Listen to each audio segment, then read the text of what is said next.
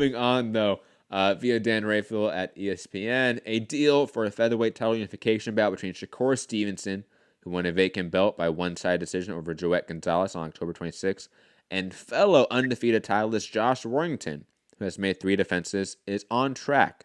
Top-ranked chairman Bob Arum, Stevenson's promoter, told ESPN on Tuesday. He has been in talks with Warrington's promoter, Frank Warren. Quote, "We're making good progress with Frank about doing it," Arum said, adding that if the deal is finalized, the fight, which would air on an ESPN platform in the United States, likely would take place in April or May in Warrington's home country of England.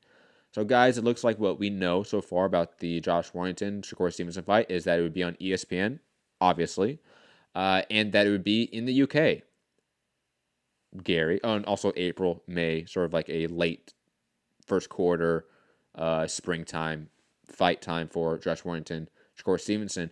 Gary, are we now like in the belief that this fight 100% happens next? I really do. And I love this from Shakur. Young champion. I mean, you argued and probably argued correctly that his title fight was his victory lap. Now go fight a real fight. I mean, your point is fair. I mean, he fought a decent prospect who hadn't really beaten anybody yet and wasn't setting the world on fire, but, a decent fighter. It was like when Tank fought Liam Walsh in his first defense, right? Like, okay, he's a decent prospect. It's not exactly... Yeah, if it was reversed, like if Javon Davis fought like Liam Walsh for a vacant belt and then fought Pedraza, like that would be almost the equivalent to this. But Josh Warrington much better than Pedraza. Just want to point that out. I like this. This is a power move from a young kid. He's someone who's not afraid. He's not trying to take the baby steps. He's not trying to take easy defenses like Caleb Plant. Like he's like, give me the best guy out there that we can make. Whoa. Over there. I know you're saying that shot after our group chat conversation the other day about me, saying that Caleb Plant outboxes every super middleweight, but hey. No, I think he outboxed every super middleweight too. But just don't bring up that fact that his title defenses have been shit, man. That just hurts, man. Again, I think Caleb Plant, I probably think he's just as good as you do. But his title defenses have been shit, though. That's true. But digressing, I do think that it's a real gutsy move, too, for your first title defense to be not just a title defense, but a unification against probably the best guy in the division at this point in time, or at least the guy with the most momentum, let's say. Maybe not the best guy, but the guy with the most momentum in the division. Go to his home country, town, and fight him there.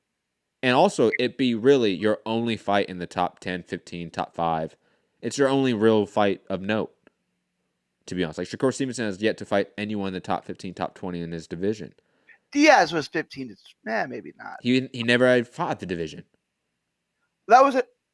I mean, Diaz went from 130 and he lost to what's the Japanese fighter's name? And then he dropped to 126 to fight Shakur Stevenson. Okay. Yeah. So it's like, how can I rank a guy that's at the division when his only fight in the division was a loss? It's hard to rank him there. Not a bad win. Definitely Diaz a top 20 guy at 130, let's say.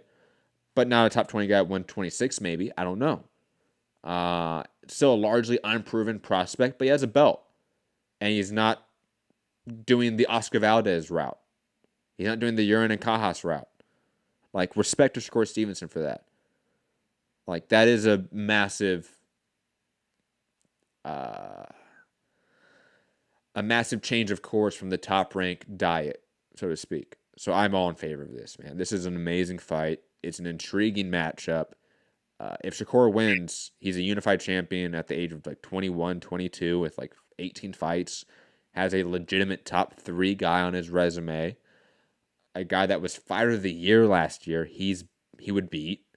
If it's Josh Warrington beating Shakur Stevenson, it shows that he can beat a really talented boxer, which he had issues with against Kid Galahad. I'm all in favor of this fight. Like, this fight is one of the most appealing fights out there on the schedule right now, to be honest. This fight is better than like Richard Comey, Tifo Lopez, in my opinion.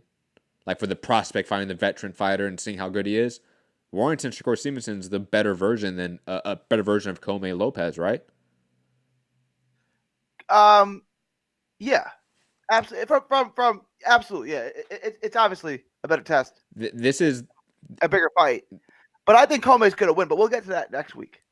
Ooh. Oof. But digressing, I just love this matchup in every conceivable way, to be honest. This is just a fantastic fight. Gary, any other thoughts about Shakur Stevenson, Josh Warrington? I think we're both in agreement. It's for sure happening next, it seems. And it's happening in the UK. Preliminary, way too early pick. You're going to take Stevenson on points? Yeah.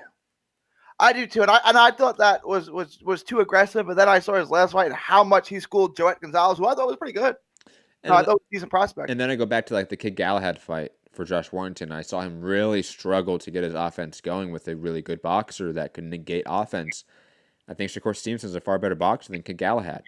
Yeah. From a pure technique perspective, maybe not accomplishments, but just a pure. If I watch them fight, who do I see is the better boxer? Shakur is a better boxer than Kid Galahad, and Galahad gave Warrington tons of issues. So I expect Shakur to win here in a really competitive, fun fight.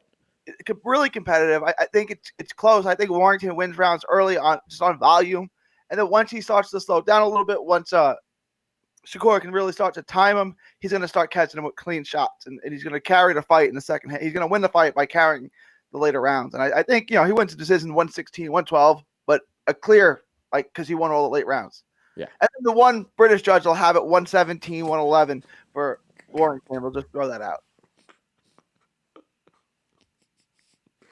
Or like the one French judge, like the Belgium judge. It's not really British, but they're European. Just saying, guys. Be on the lookout for that. The last topic of the day, and then we're going to callers if we have any. 323-870-4051. Press 1.